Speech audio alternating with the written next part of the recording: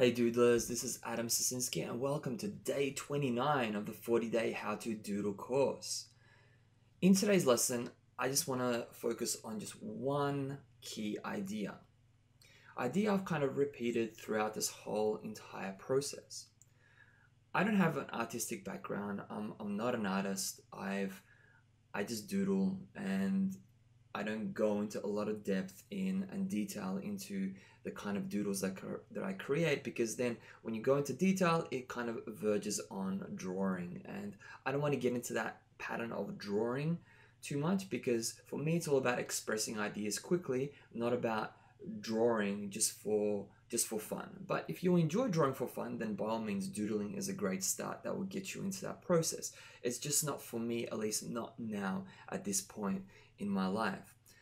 And the whole point in getting ideas across, like if you're in a business meeting, if you're communicating a vision to your goals, your ideas to a person, it's all about getting things down on paper as quickly as possible. Even when you're taking visual notes, if you spend too much time drawing things down, it's not going to, I mean, you're going to spend a lot of time and you're not going to get a lot done if say you're trying to doodle a speech or a topic or something like that. It's going to take a very long extended period of time. So the keys for us is to see if we can doodle things as quickly as possible. And therefore it's so much about ideas and not about creating artwork. So for instance, if I was to doodle, we'll use something you've probably seen me doodle several times. If I was to doodle a person running, I might doodle them sort of like this, like that, and like that. There we go. There's the person running. If we want to add a face, we add a face. And there they go. So that's my simplified doodle. Now, of course, if I want to doodle a person running, I could go into more detail. I could, for instance, add a nose. I could add some eyes. And we could go and doodle a face and some hair. Okay, so we doodle face and hair. Then we can obviously doodle the body. So we have body, we have arm here, and there's my finger again, creating all this mess. Okay, there we go. Again here, like this. So we can add more detail to this doodle. So we have teeth, okay, funny face, there's the ear over here, there's the hair blowing all over, like that. Okay, like this, and then we can go into more detail by adding like clothes and pants. And here we got the knee down, doodle like this, that sort of, and there we have it. I mean, we could add a thumb here, a thumb there, okay, just to add some more variety. Now, I could go into even more detail into this doodle, and I've provided an example below where I can go into more detail and use some shading and other things, and doodle all the different fingers and everything like that. But if we just look at these two doodle examples, if you want to represent a person running, or anything else for that matter, if you want, whatever you want to doodle, represent running in this instance, then this and this represents a person running. This took much longer to create, and this didn't take so long to create. But if you're short on time and you want to move through things quickly, then the idea of getting a person running, this is just as effective as this. Of course, this shows that this is a female running, and this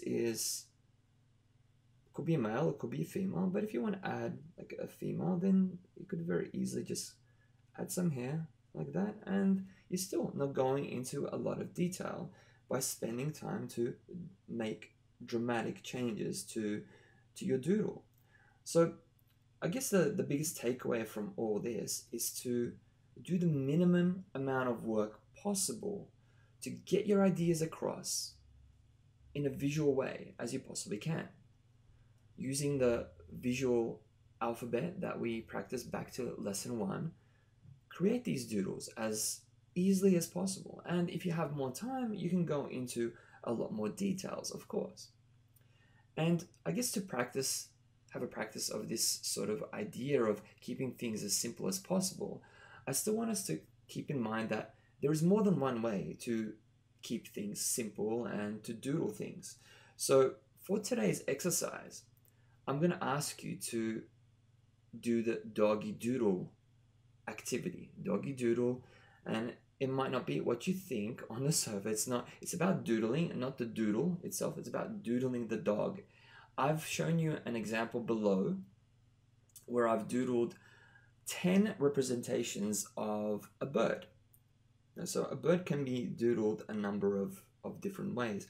One of the easiest ways to sort of doodle a bird is kind of get the two eyes up on top, get the head, that's the head, they're the feet. Okay, they're the feet, and they're the wings. Okay, very quick, very easy. Obviously, the easiest way to doodle a bird is to just do that. It's kind of like far away sort of thing. I mean, you can do that very easily. You can add more details to that then. Okay, and that could be your bird, could look like a butterfly or a fly, or who knows, maybe we should just stick to M's, basic M's. But I hope you get the idea. So the idea is very simple. So for today's activity, have a look at what I did with the bird doodling activity. And I've shown you different variations of how to doodle a bird. And I challenge you to doodle a dog 10 different ways, using as much detail, as little detail as you want. I would recommend to use little detail and use the visual alphabet as much as possible to express your doodles in your doggy doodles. And yeah, I look forward to seeing your work, and have a look at what others have come up with. Some very, very good ideas for doodling dogs I've already seen from people who have submitted their doodles. Have a look at them, copy them, and create some of your own. And I look forward to seeing you on the next lesson. Take care.